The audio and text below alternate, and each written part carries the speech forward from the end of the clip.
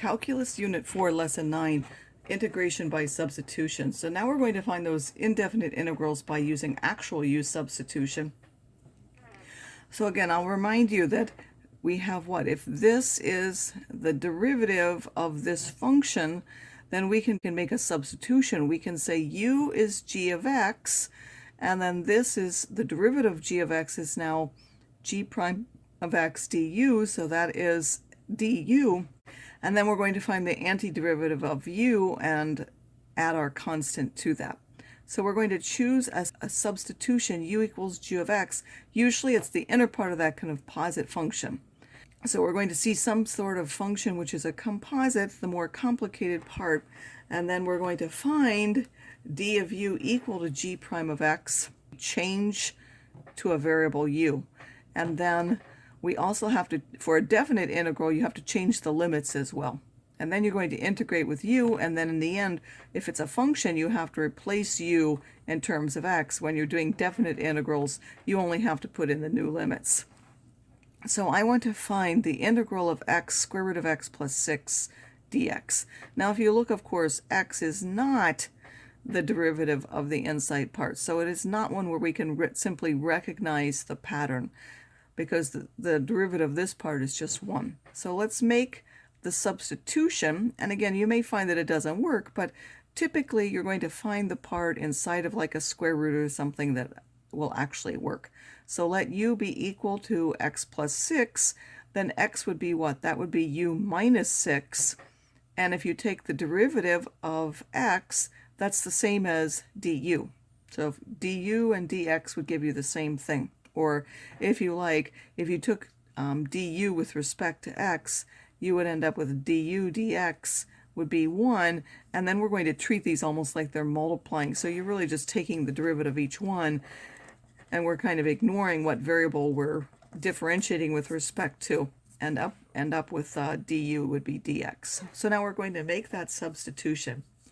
X is u minus 6, we know that, and we know this square root of x plus 6 is u to the 1/2, and dx is du.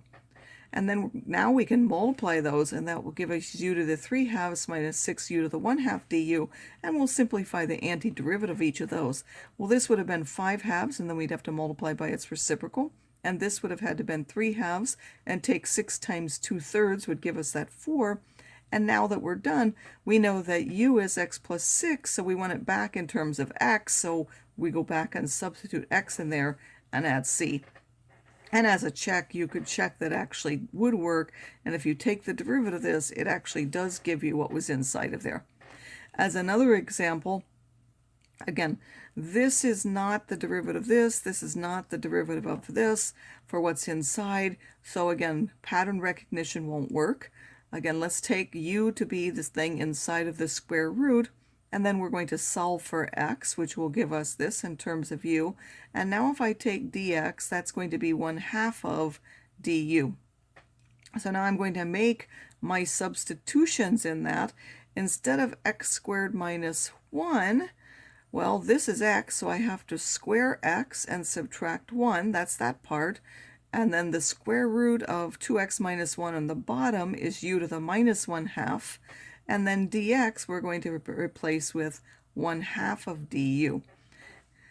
And then I took this 1/2 u to the minus 1 out, and I expanded this to get this part.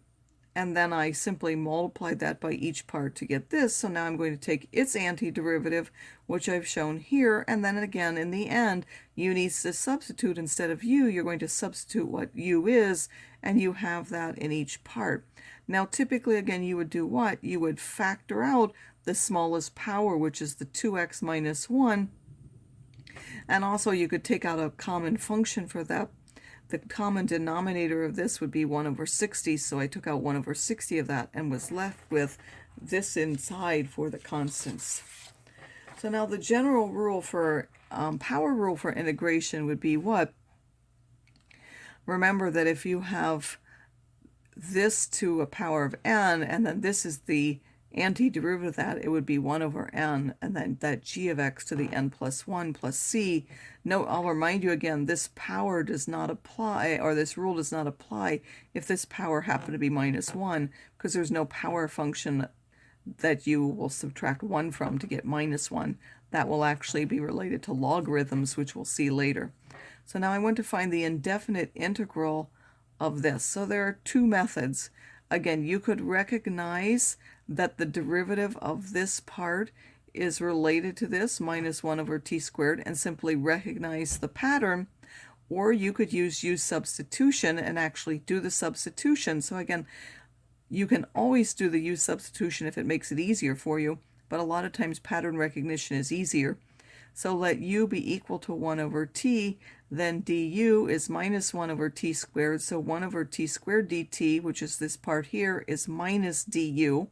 And then when you substitute, that would give us, this is a minus du, we'll put the minus out in front, and then 1 plus u cubed, and then we simply take the antiderivative of that. The antiderivative of 1 plus u cubed will give us 1 plus u to the fourth, and we would need a 1/4 out in front with that minus plus c. And then again, in the end, because we want it in terms of t, we would substitute what u is, 1 over t, and put that back in there.